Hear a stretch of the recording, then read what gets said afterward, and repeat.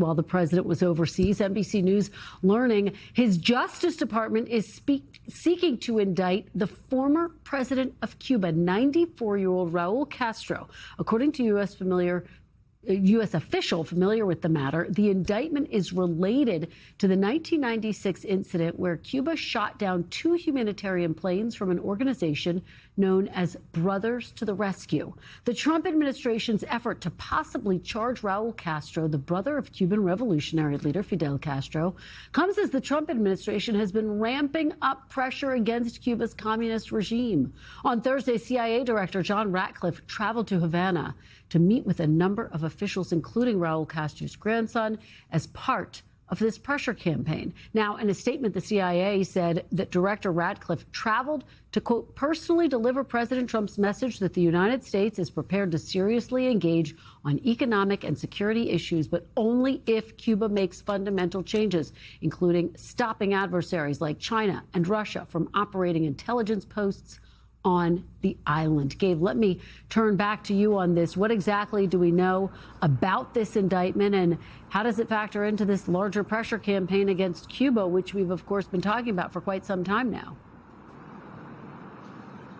Well, Kristen, the first thing we should understand is that Raúl Castro, even though he did step down as president of Cuba back in 2018 and then as secretary of the Communist Party on the island back in 2021, I believe, he still wields immense political power on the island. And it is significant that the DOJ is pushing for this indictment, which, by the way, a grand jury would need to sign off on before these charges went through. But we have learned from those 2 U.S. officials familiar with the matter that the DOJ is looking at this, and one of those officials says that it is related to that 1996 incident that you mentioned. That incident rocked U.S. and Cuba relations. It was huge news in Miami back in the 1990s. And the founder of that group, Brothers to the Rescue, praised a potential indictment just today. But this all comes to that bigger backdrop, Kristen, as you mentioned. The U.S. really has been ramping up pressure on Cuba. And in fact, right now, there are huge blackouts across much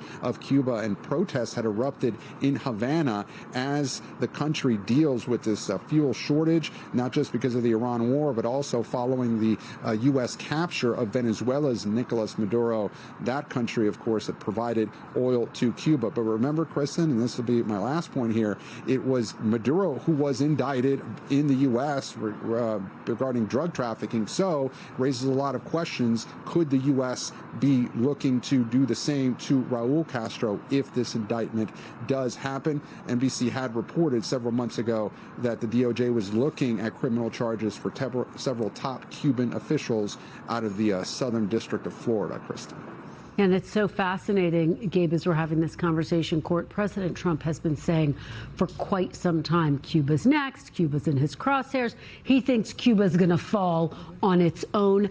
Big picture, what's the thinking inside the Pentagon about the readiness if there were to be a military action in Cuba, given that there has already been resources used in Venezuela and now obviously Iran? So there is this U.S. assessment that exists that Cuba is likely to fall by the end of this year, even without some sort of a military intervention. Of course, the U.S. has been applying this pressure sort of behind the scenes and with what we call sort of, rather than boots on the ground, but sneakers on the ground, right? So potentially intelligence professionals and civilians who try to push a regime in one way or another.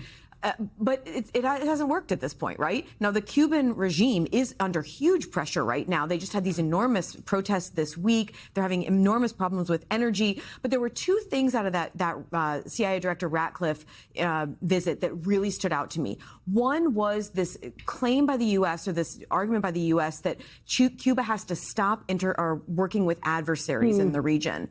I don't know how they would do that, and especially sort of decouple themselves with a country like China, where we believe that there is still this spy base that exists on Cuba that's Chinese. Russia is actually allegedly trying to help Cuba with some of their energy issues. So how do they decouple, and what does that look like? The second thing was in this readout where they allegedly talked about intelligence sharing between Cuba and the United States. That's astonishing to me that that went into a readout. So it's not really clear. I mean, I remember you spoke with the deputy foreign minister only several weeks ago on Meet the Press. It's still no clearer right now what the U.S. is doing and whether that's actually having an impact on the ground in Cuba. Absolutely. And Gabe, it does come, of course, against the backdrop of the CIA director visiting Cuba. What do we know about what actually came out of that visit? We see him there meeting with officials. We know he issued a stern message to Cuba. What was the big takeaway? Yeah. Well, you laid some of it out with Courtney there, Kristen. But look, the most important thing about that meeting, at least it stuck out to me, is the pictures that the CIA released. The CIA wanted everyone to know that the CIA director was down there. They made no secret of it. They went down in a U.S. diplomatic plane that was parked in Havana for all to see. And the CIA director, Ratcliffe, was meeting with top Cuban officials, yes, including the intelligence minister, as Courtney just laid out. So it's our understanding that U.S. and Cuban officials have been talking for some time. It's unclear exactly which intermediaries they've been using, but this is very significant. As you just heard, yesterday, Secretary of State Rubio was asked about the Cuba issue by Tom Llamas, our colleague, and he is pushing the Cuban government to take this $100 million in humanitarian aid that the U.S. has been offering. Cuba says it's skeptical of it, that there might be strings attached, which the U.S. denies at this point, except the only string Rubio says that it requires is for the humanitarian aid to be distributed not by the Cuban government, but by the Catholic Church, perhaps.